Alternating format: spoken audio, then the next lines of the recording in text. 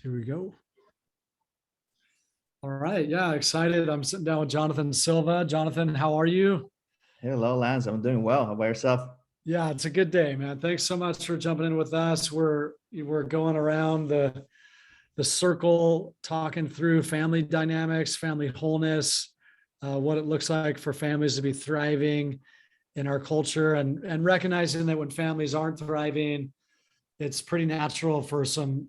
I mean, there's some effect to that equation, and some of that effect is like higher incarceration rates and you know things breaking apart. So when the family breaks apart, maybe we start breaking apart as people. Right. We found out about Jonathan because Jonathan was facilitating a program here in our community, a nurturing fathers program, where he's working specifically with those who are either on their way into incarceration or coming out of Right. incarceration.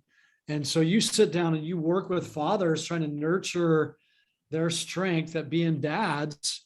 Talk to me about the program. Like, this feels so fascinating. So I'm like, I want to get into this. So tell us Absolutely. what you were doing. Yeah. So, of course, this is a very unique experience to get to work with this young father. Some of them are not young, but they are, they're core mandated. They're put in probation. They've been in prison already. Some of them are at the borderline where they're like, hey, if you make another mistake, you're gonna be going to prison for a while and whatnot. And it's interesting because these are young fathers that they, although they've had a very rough life, and they had difficult upbringings, to a certain extent, even though they're core mandated, they still choose to want to be part of this program. They're given Yeah. different choices, so they sign up for one of this, the many options that there are, and this being one of them. But it's interesting at the core that somehow they want to be better fathers, better men, better husbands. So they want to find some sort of redemption in their story. And when I, for example, the first time that I went into one of these classes, it's interesting because you get to see all these men. Some of them are very rough. They don't want to share. They don't want to express Mhm. anything. They don't even though they signed up for this class at the Mhm. beginning, they might not be super involved. But basically, the whole point of this program is structured to provide fathers with experiences that allows them to discover new ways of thinking, new ways of how they feel, how they process their emotions. And he also provides them with opportunities to change their parenting attitudes, because like I said, some of them they already been parents. Maybe they have little ones, or maybe they have already teenagers, but it allows them to change their behaviors and attitudes. In this program, these men get to reshape the way they've learned about fathering, and it provides them with a new nurturing way of becoming a father, so they can establish better goals. And we know, that fathering, in our case as men, is something that we get to learn from other father figures in our lives. Mhm. And it's tough when they haven't had really a role model or an idea of how they should do it. So now, when you're in this program, or when these men are in this program, they get to share their experiences with the rest of the men. They get to learn how to share their fears, their dreams, their hopes. But it's all about that whole male experience that they get, because a lot of these men, even though they had their dad perhaps at home, they never got to experience that even with their own father. Yeah. So this is a very intimate group that gets to meet. And what happens is that they start getting comfortable little by little with building community with other men around them. They start feeling safe. It's something new to them, but it's also a great experience because they're like, hey, I'm not the only one in this boat, because they Mhm. also feel, I feel that some of them feel like they are an isolated case, where they feel like they're the only ones that are struggling with this. But in this male group experience, again, they get to relearn how to be a better father, Yeah. uh, and become nurturing to one another. How did you facilitate that exchange? I mean, you mentioned earlier like some rough guys that may not be used to that. I mean, I think a lot of us, it's like, hey, I'm not used to being open with my journey. That feels like weakness. And so vulnerability is like a kind of off limits. What'd you do to achieve? Because you already mentioned it's like it was happening. Guys were opening up and Right. being vulnerable with each other. So I gotta say, the first time that I wasn't there, I was like, all right, so God, or give me wisdom how I'm gonna do this, because this is an interesting crowd. One of the things that helped me was me in my personal life. I had a rough upbringing. Okay. I grew up without a father myself. I had to learn the ins and outs of what it was to do that, growing as a young man. So what I did, I was like, what is the tool that I have available for me specifically? And that was that I knew that even behind all those curtains, or behind those doors, or those walls that they place in front of them, either by choice or, because that was a result of their lives, I knew how to be able to work my way in, where they were playing the tough card with me, but there was just, when I would see a little crack where I can shine a little bit of light into the lives, I Yeah. will use that moment to relate to them, especially given my background. But I will say, hey, I've been in that boat. Listen, I grew up that way. I was involved in gangs. I was involved in drugs. I was involved in all this crazy things that maybe some of you guys are experiencing. And all of a sudden that caught their attention, and be like, hey, well, first of all, you don't look like you ever experienced that in your life. Yeah. uh, they might feel like they think that I'm here because I have it all together. And Mm, also be able to share my vulnerability and say, hey, listen, I'm not here because I'm perfect. I'm not here because I have it all together. However, I found hope, I found the light, and let me share that with you. yeah. Yeah. But it sounds like the relatability helped open the gates a bit, huh? Absolutely. Yeah. Talk about some of what you saw in the program in terms of, positive impact. Maybe there's stories. I mean, you've already laid it out pretty clear. It's like the men in the class primarily were there because they wanted to do a good job as a father. So that's amazing. Like there was that desire. Um, were you able to see any of that desire fulfilled? I don't know if there's any stories of them like sharing success stories and in parenting. I don't know if this also included the program included like reunification, like if maybe their kids were in the system and not able to be with their parents while you were seeing them, or In my experience, some of them, they were still with their kids at home. okay, yeah, Some of them were in a weird situation where they didn't even have a stable home themselves. So mom was living still with, for example, young couples. Mom was still living with their parents, and they had their own place. So they were trying to figure out how to get stability to find their home. But sure, uh, one of the things that happened in this program, we would do, like I said, we get to teach them how to think and how to process their yeah, feelings. Because yeah, one of the things that you deal as men, whether you had a rough life or not, is how do I process my emotions? How do I process my yeah, feelings? Men, we're not very talkative. We don't share a lot of that. Women can go forever, but we have a hard time. So one of the things is like, okay, what are you feeling? yeah, So, and we would do that through a visualization practice or exercise. So, wow, for example, we were teaching how to nurture your own needs, how to find that little boy within that when you were young needed their father, and you never talked to him again. So, I will have them close their eyes, and I will play soothing background music in the back, and I will say something like, "Hey, I want you to picture yourself in this place. I want you to find that little, let's say a random name. Let's say let's look for John. Where is John doing right now? Is he? Let's look for this 7-year-old John. Where is he at? What is he doing? Can you reach to him? Can you ask him what is he doing? What does he need? Does he need a hug? Does he need to be loved? Does he need to be understood? Does he need to be embraced?" And while I was, this took like about 15 minutes through this little exercise. And by the time we were done, you will see this man just drenched in tears. wow, Some of these men were like, it was funny because they said, "I don't like that Jedi thing that you do with us because it feels like you're touching our hearts. I don't like it." Although they were like feeling the experience in the moment, they were saying, "Wow, this is amazing."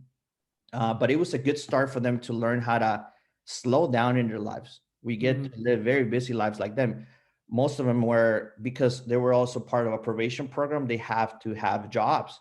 yeah, And they're working a lot of hours. They're trying to make a living. They're trying to support their family. They're trying to get back on their feet, but they were also very busy. So I was teaching them, how do you slow down and how do you process? How do you talk to that person that is inside of you and says like, there are needs inside of me, and how can I process those things? Or anger, emotional stress, physical stress. And it would teach him, instead of finding ways to cope with those needs in other things like Yeah. substance abuse, for example, they Sure. learn to process those things and say, hey, I can do this a different way, which led them to set up a different kind of atmosphere with their children Yeah. and slow down their life for sure.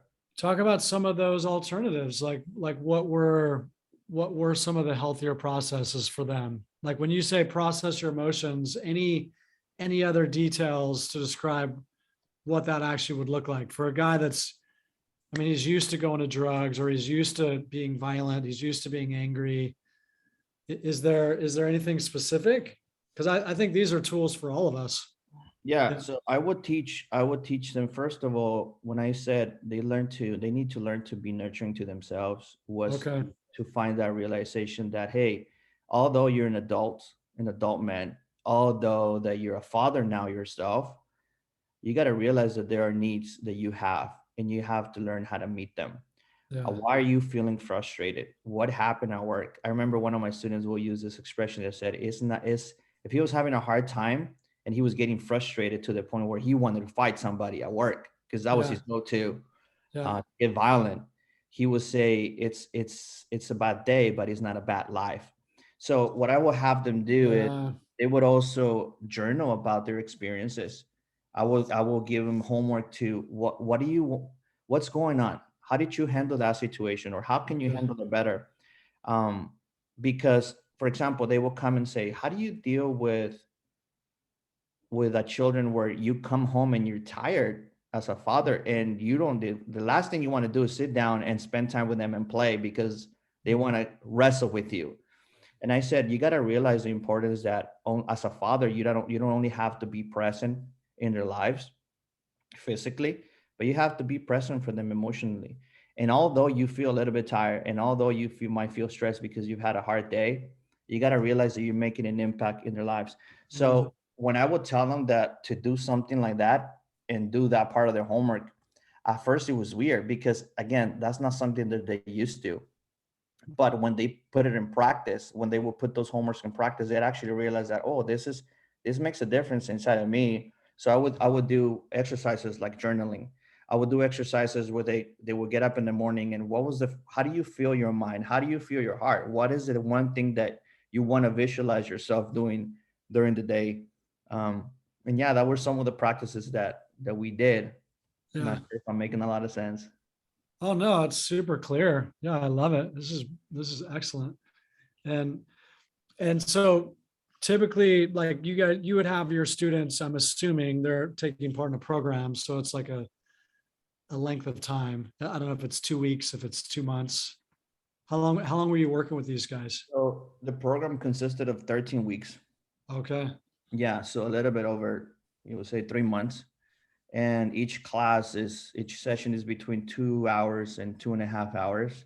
Yeah. And yeah, you will meet once a week, Yep. and we go through a program. We have a curriculum that we will teach them. They get homework, and they get to build community, because, like, again, they're not only, it's not a one-on-one basis, is as a whole class group. Yeah. Any stories from students that graduated your class? Yeah, so one of the guys, when we he was super excited. Well, first of all, when he joined my class, he was upset that he was in my class, Okay. because this happened, one of the classes, it was through COVID. So he was already in another program that he chose to do. Yeah. In the middle of the program, they say, you know what, due to COVID, we're gonna have to cancel this program, Oh wow. and you will not be able to, attend this program anymore. The reason he was upset, it was because this was the last program that he needed to do in order Sure. to get off probation, and he had been on Sure. vacation for, I don't know, more than 2 years or so. After being in prison, he had to be checking in, blah blah blah blah blah blah. So he was excited because he wanted to finish. So when they put him in my program, this extended it another, 3.5 more months, and he Yeah. was very happy about it. And he was one of the guys who would say, I don't like the way you're touching my heart. But little by little, he was one of the most engaged students. Little by little, he was one of the ones that wanted to be there. And Wow. when we graduated, we set up a whole graduation ceremony for them. Yeah. Actually, this is not necessarily part of the program, but I would invite them over to my house and I would set up a whole party for them where I will make it very personal, very directed towards them. I had a table set up where they had gifts. We had gifts for them. We had their certificates. We had their names posted around, and that gave them that sense of ownership where they feel like, yeah, I am part of something, of a community of men, that we're going towards something greater. They felt like Wow. they don't want to stop the program, but obviously it has to start and start and an end. Yeah. But we were getting somewhere together. Yeah, Why do you think they didn't want to stop the program? Like what was going on? I think I think they were able to find community. Yeah. They were able to, in a way, I provided them with that role model male experience for them, Yeah. because they will say things like, you're so cool, I want to be like you, I want to learn, I want to be around you. You Wow. make me feel safe. And it wasn't a father myself. I get to feel that experience with my own children. But I Yeah. remember being a young man that, you thinking you're an adult and you're ready for life, but you don't have that community around you. You're just meant to be one, again, part of those statistics. You Yeah. don't have a chance to make it out. You don't have a chance to actually be successful. You're only meant to go down the hill like the rest of the guys. So when they found this group, the way I would teach it is like, hey, we're all in this journey together. One of the things that I did for them was to tell them, I believe in you. Yeah. One of the things that people need to hear in whatever sphere is, I believe in you. You can, I think that you can actually make it out. And Mm. when I would tell them that, at first it would caught them off guard, but then they would realize, hey, there's somebody that is actually believing in me. I'm gonna do this. I'm gonna do this. I can do this. So that's what the guys felt. Yeah. Yeah. And again, talking about like whole families, whole fathers, like we're not meant to do it alone. And Exactly. like us against the world, me against the world is like I'm not set up to win that battle, but us together journeying towards things that matter to us, supporting each other, Right. strengthening each other, processing with each other. Wow, like there's strength in numbers, right? Absolutely. Absolutely. What are your thoughts after working in that program for a bit and your own journey? Um, what do you think men are lacking in our society? Because I don't think the program you are facilitating is just for guys that are facing incarceration. I mean, that program sounds like a program that would be universally accepted or valuable to men on the planet.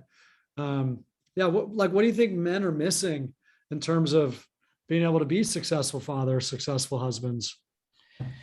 Yeah. So one of the things that we get to, that I think that men are missing, is realizing that you as a man, you're not meant to show that you are strong and that you have it all together. Okay. Uh, Wow. from personal experience, I realized at a young age, when I got married at the age of 20, I'm like, okay, well, I have things that I'm keeping a secret. I have a mess in my life that I don't think there are enough men around me that are safe. Mm, Even though it's close to other people, for example, in a church environment where you might have people, leaders, pastors, and you might not even feel very safe. Not their fault, but also I learned to say, well, I think that I'm meant to live like this. Maybe I'm meant to keep these thoughts and these feelings a secret, also from mm, my spouse, from those people that I might trust, so that they don't know and they don't find out how messed up I am in my life. And okay. then, therefore, if you don't have a community, you don't have a place where you can actually say, hey, this is me. This is the real Jonathan. I'm having these thoughts. I'm having these feelings. I don't know how to process them. I don't know how to deal with these emotions. I don't know how to deal with these fears. I don't cry. I don't get to share my a weak spot in myself. A lot of these men were like, I never saw my father crying. They don't even want to cry themselves because they perceive it as weakness. They perceive it as, you don't cry. You're a man. You're a man, and you're not supposed to cry. Masculinity has to, I will teach the students, and again, this applies to every different man, is, if you become a powerful man, you will become a powerful man in society, but you would also raise powerful children, whether powerful daughters, whether powerful young men in your life, because eventually, if we build that, those are the men and women that will become part of our society in our everyday lives. But again, going back to the question, I will say we have to learn that men are not meant to be the seal box of secrets. These are men who have the right to share, to be vulnerable, to be sensitive, Yeah. to be sensitive, to cry, to share emotions. What do we really want? Yeah. And you mentioned your journey briefly. It sounds like we all have our story, Right. but you came up through, it sounds like some more like challenging dynamics. Correct. Anything you want to share there about your story and what you learned, like looking back, it's like, wow, actually, these are the things that I needed that I maybe Yeah. wasn't getting, or. Correct. So, tell you a little bit of my story. I was born in Oakland, California, Okay. by the Bay Area. When I was 5 years old, my mom decided to take us to Mexico because she had been part of, an abusive relationship with my own father, Okay. domestic violence, emotional and physical abuse. And my Mm, mom being my dad was 30 at the time. My mom was 18 years old. She barely came from Mexico. She meets mm, this man. She wants to build a family. She also came from a fatherless home. mm, But anyway, she finds this man. She's living a horrible life, and her only way out was like, I'm going back to Mexico. So yeah. she took me and my brother back to Mexico, and for us, in a way, we were running away from harm, but we went to Mexico and we just found ourselves, me specifically being the eldest or the oldest, in a very toxic environment where Okay. I learned very, very ways of coping with, mechanisms. I learned mechanisms to how to protect myself. So I started Mm, getting involved in gang activity. I started getting involved in drugs. I started finding ways to defend myself because I needed to be the man of the house, as my mom would tell me. wow. But one of the things that was always present in my life was, I want to build a family, because at the core of who I was, I said, I want to be the father that I never had. So how do Okay. I do that? Okay, well, I'm going to build a family. I come back to the United States when I was a teenager, 16 years old. I started going to church, and I meet people around me they look like healthy men. And I'm Mm, like, oh, I want to become different. I want to be different. So I meet my wow. wife. I meet my wife in church, and we dated for 4 years, Okay. and we get married at the age of 20. And a year and a half later, I have my first child. Now I have three girls, but my first daughter, Eliana, was born in a year and a half later. And I'm like, cool, I get my shot at redemption. I get to be a father. I Yeah. get to be that father figure that I never had. However, what naive I was, I didn't know what I was getting myself into. I didn't know what father should look like. I never had a role model, even though I was involved in church, in a community that had a purpose, that had a destiny, that embraced the virtues. I still didn't know how to be a father, how to be a male figure for my daughter, for my wife, and even for myself. So that set me also in this trajectory where I did wanted to find help. I did wanted to find hope for my life, but I still had a rough time because I was only meant to not be successful in it because of my background. But again, it set me in this trajectory. I'm like, there's got to be more. There's got to be more. I gotta find a way to get better. I gotta find healing. And yeah, that's a little bit of how That's my story good. went. How did you like talk about some of the things that you discovered along the way to bring strength to your game, to your fathering, to your husbandry? And again, it's a lifelong pursuit. Right. We're probably never have never arrived. But talk about some of the things that you found along the way. Is the vulnerability that you've been talking so much about a big piece of the puzzle for you? And just like, Absolutely. okay, Absolutely. Vulnerability was one of the first things that taught me how to find healing and find help, because through yeah, vulnerability said, I'm a mess. I need help. And I don't know okay, how to do this myself. When at first I was like, I'm going to keep everything a secret. yeah, I shouldn't tell anyone what I'm going through. And I have all these things inside of me that are manifesting through my bad behaviors and addictions and all and whatnot.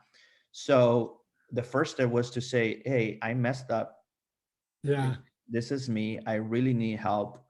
And I was able to find a program myself that I embraced, that I went on okay, a journey on, that helped me deal with the real issue inside of me. So a lot of the things that we do, addictions, bad behaviors, bad habits, are only the symptom of something that is already in here at the core of who we are.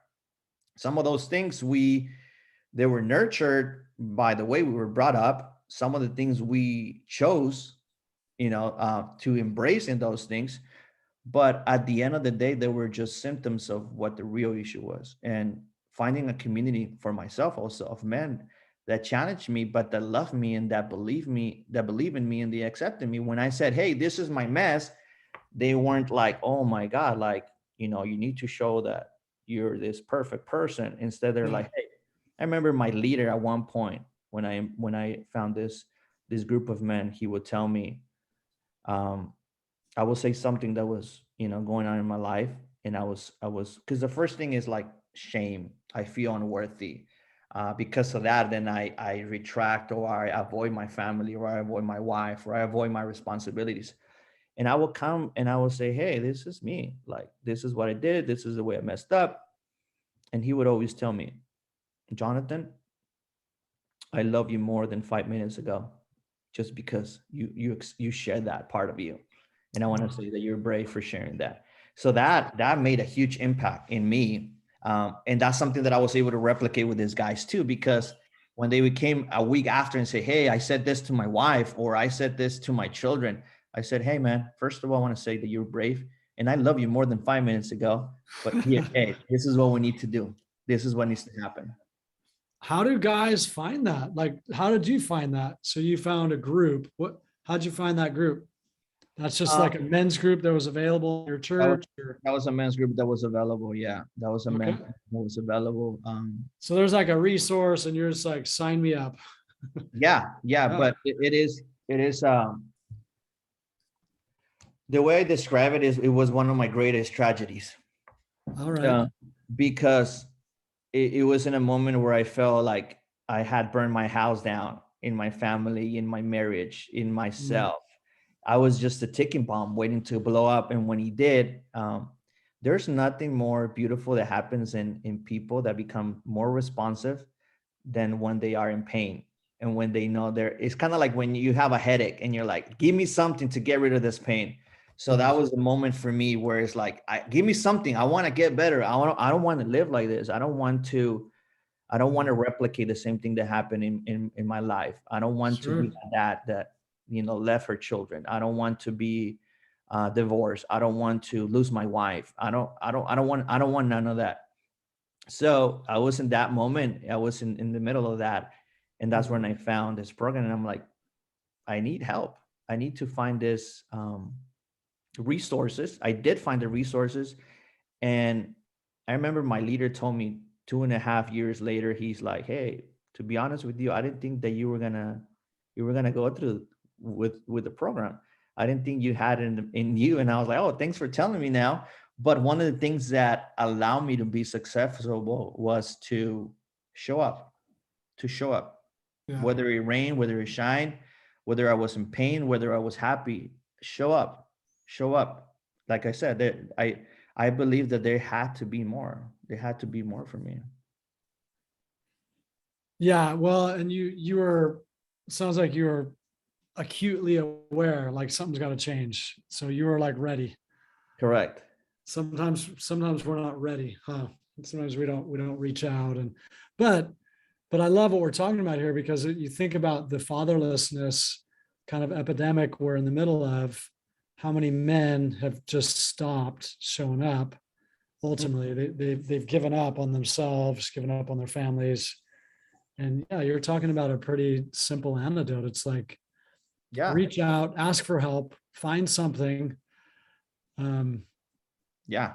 A, uh, a lot of this men, you know, it's specifically young ones. Like I count myself in that equation where you come from this type of background, or even maybe your father was at home, but he was physically there, but he wasn't there emotionally present in your life. So these young men, we come and we're like, oh, I get another shot at redemption. I get another shot of being that father that I want to be.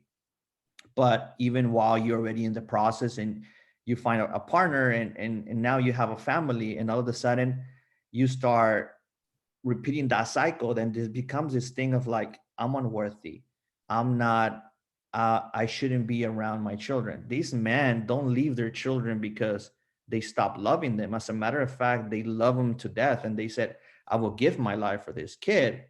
But what happens in that moment is that they actually conducted a survey, and they found out that these men deal a lot of with unworthiness, shame, and pain. And they come to this point where they said, I think my kids will be better off without me because I suck at this. And that's one of the primary reasons why men leave their homes, leave their children, because they're like, I think you're going to be better off with me. wow, that's profound. Yeah. So one of the things that we did through this program is to say, hey, listen, you are in a process. And I've heard this expression myself, and it was, don't be afraid to be powerful while you're still in process, which means that, hey, you don't have it all together, but the fact that you're here showing up tells me that you want to move forward and that you deserve a better future for yourself, but also your family lineage. I will tell them, imagine you, I will say, picture this, imagine yourself, Mm. imagine your grandkids saying one day, thanks to my grandfather John, we have what we have today. He decided to build powerful men. He decided to stay. He decided to love on his children. And that will mess around with, that's true. I think we can make this happen. Yeah. Yeah, Give him that belief. it's beautiful. I Mhm. love it. How about in your own home, like things that you're discovering about whole families, healthy families, what you guys are doing in your marriage, what you're doing as a father, just things that you're noticing are working, and maybe even describing the things that you're challenged in, because it's challenging. Marriage and parenting is no joke, right? I mean, Yeah. there's so much life and so much blessing, but there's real challenges. So Yeah, it's a challenge now myself. Like I said, I have three girls. One of them is 12. My oldest is 12. My second is 10, and my youngest is 5.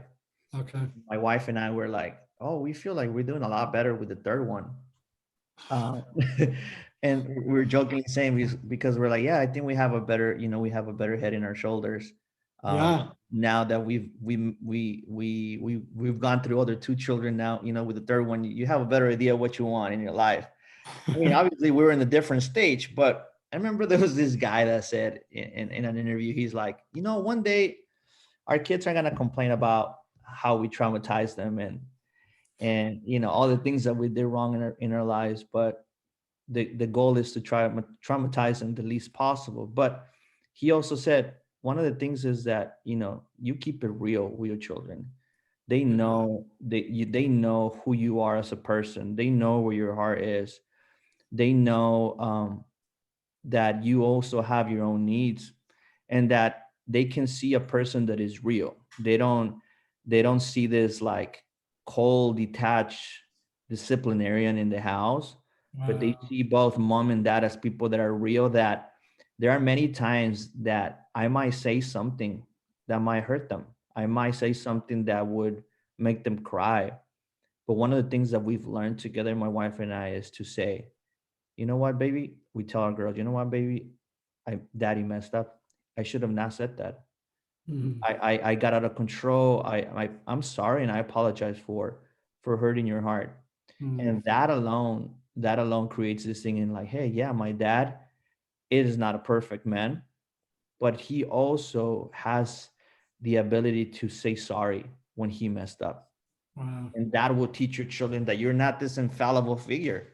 Yeah. You're not this authoritative figure that is like, it is what I say and it should be that way. No. And because we are also in the process. And I had to learn also to give myself the grace to say, hey, yeah, I messed up yesterday, the way I said that to my children, the way I yelled at them, perhaps, or the way I haven't really checked on them. But it says, hey, feeling sorry for myself and feeling that shame it ain't gonna help me. Yeah. But what I want to do tomorrow is say, hey, I did that wrong, but how can I make it better? How can I make it up to you? And one of the things that we do on a regular basis is checking up in our kids. Mm. I made it my mission to go every night into their bedrooms and pray for them, but also talk to them. Hey, we talk about the most randomest things and we joke about the most random things, but I get to go and lay with them in their bed and I hug them and I kiss them and I tell them how much they mean to me. But I Mm. want to know who they are. They also get to know daddy more than just the one that goes to work, Yeah. the one that, buys me stuff, but the one who knows me. Yeah. Yeah. That's good. As a father, I'd love to hear some of your hopes and dreams for your kids. What, Um, and you mentioned that earlier, like, yeah, to be a grandfather, to have a lineage, like just when you think about family, what are your dreams and hopes? when I think about my own family, Yeah. I think about legacy. Yeah. I think that, and this translates into different aspects of our lives. Um, family as a father is a leadership role. And when I think about legacy, I think about legacy as something that will transcend you, that will outlive you.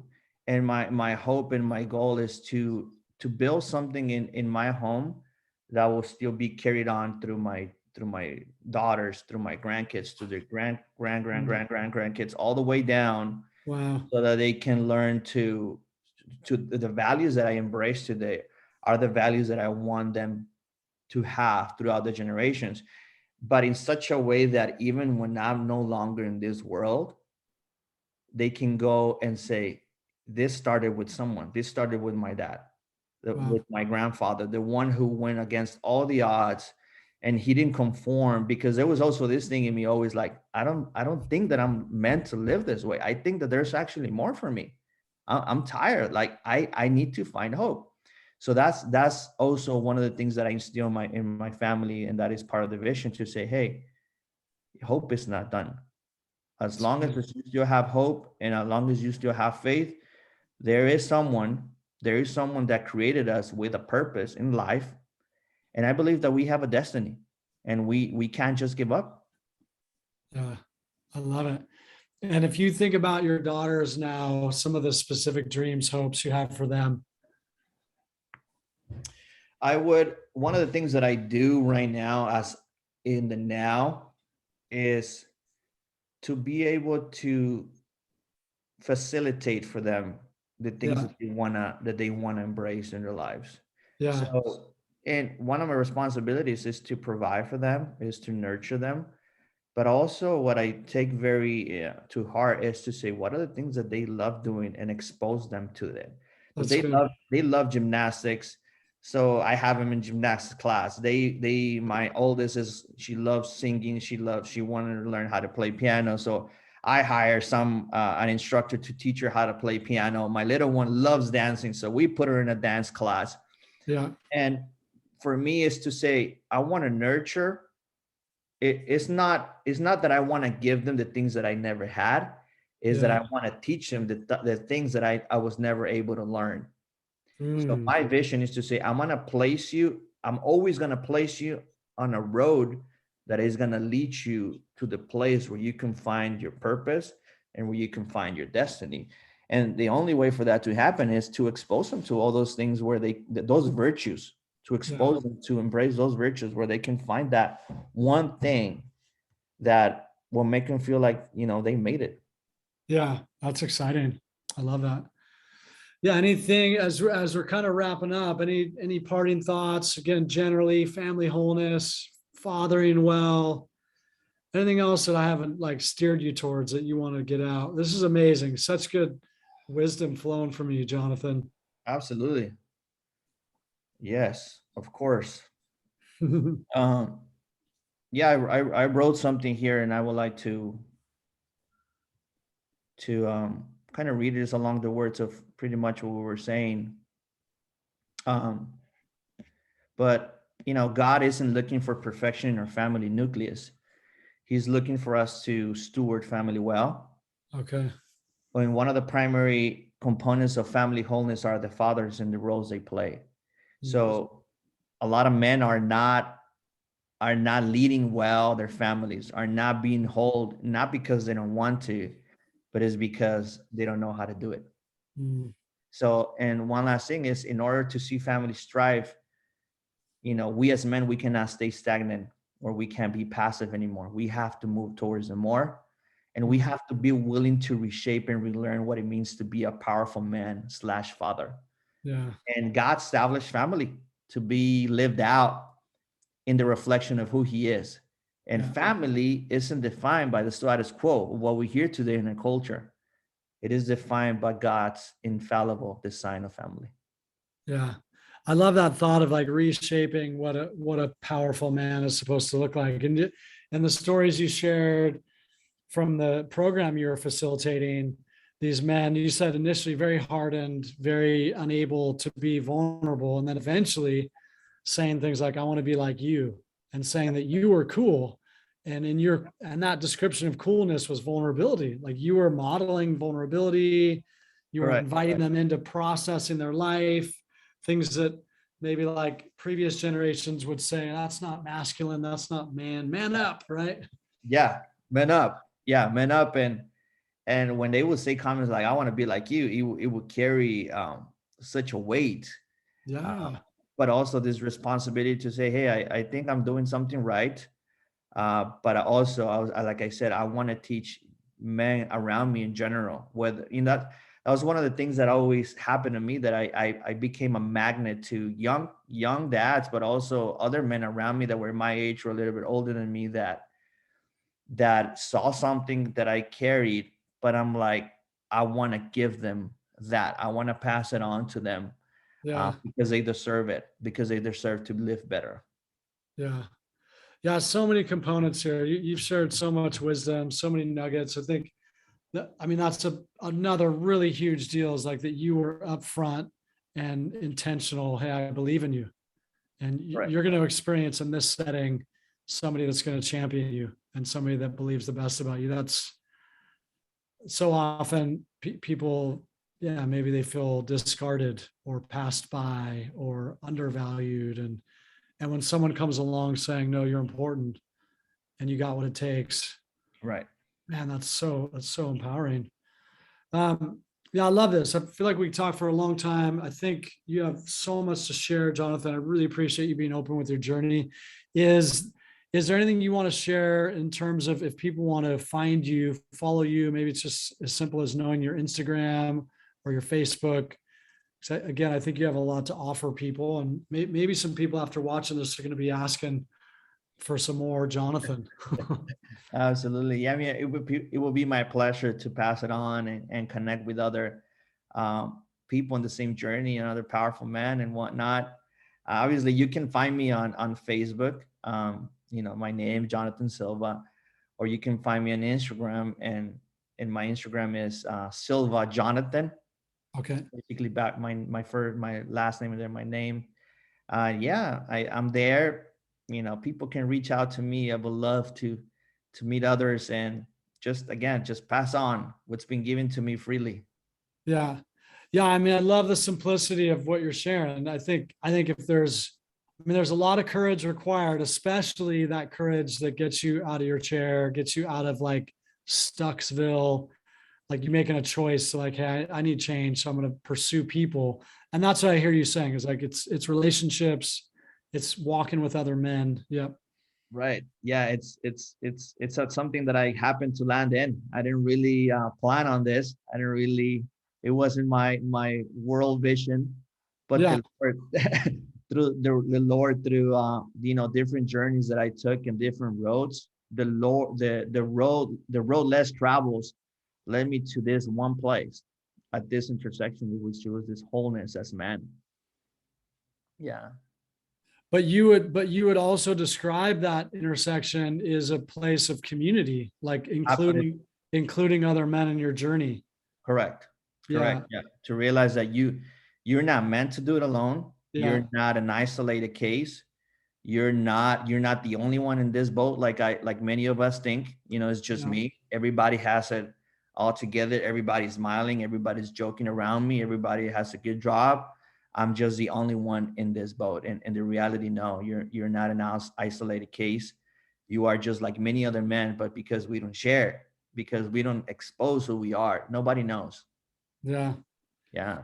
And in your case, like finding a group was a big dynamic. Like you were able to like attach to some kind of a program. What about maybe men that are not like in need of a program? Like how could they find, is it as simple as like, bro, let's go grab a beer. Hey, bro, like, can we go hang out tonight? I mean, I don't know if you have insight there.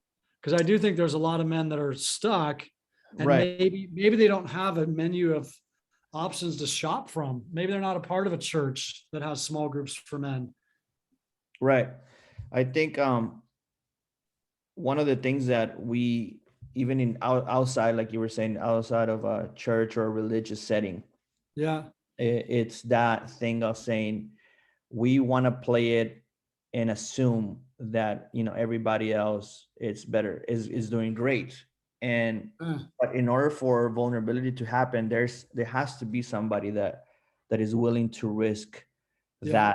that vulnerability, to say, because if whatever level you're willing to risk that intimacy, that is going to be the level of the reward that you're going to get back. So Okay. there are role models around us that we can tap into, that we can learn from. Yeah. But again, because we're not willing, we're too scared, we've been taught to seclude ourselves, we've been taught to guard ourselves. We don't reach out to that one person that can become a father role in our lives, or a father figure that we can learn from. So even outside of religious setting, we'll be saying, hey, can we go out and hang out? Can we go out and throw some hoops? Can we go and Yeah. play pool? Can we go out hunting and use those moments where you're bonding with somebody? Yeah. But you also, it's not just let's hang out. Is, hey, can I be intentional with you? Can I share this with you? And because what happens too is, if there's no room for it, and if they do it with somebody and it might not even work out, where they're like, hey, like, I'm not ready for you to tell me your life, bro. I don't want to know your mess. Then Sure. that's fine. Don't give up in that moment, because you might feel like, oh well, I already did it and it didn't work out with this person, so Yeah. then this is not gonna work. No, keep searching, keep finding another person that you can do that with, where you can feel safe, It's even though good. in Yeah. other relationships that didn't work. Love it. Yeah. I mean, I feel like that's probably the battle for men right there. Like there it is in a nutshell.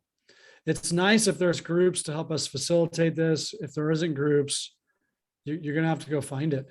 Yeah, it And is. and again, it's back to your story of like, well, maybe things get so bad that you're like, dude, it's got to happen. Hopefully, it's not just that though. Hopefully, it's just no, I want to thrive. And Correct. part of thriving is having this in my life. Yeah, Yeah. good.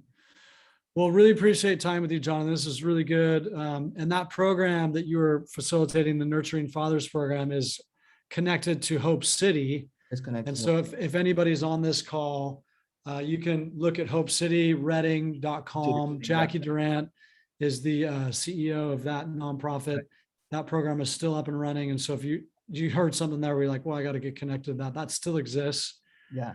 And yeah, this has been really valuable, man. I really appreciate you taking time, such insight. Absolutely. And with that, I'm going to say goodbye. Peace, Yeah. Jonathan. Thank you. Thank you for the invite. It was an honor being here. My pleasure. And to the rest of you guys that are joining us, peace. We will see you soon. God bless you. Bye.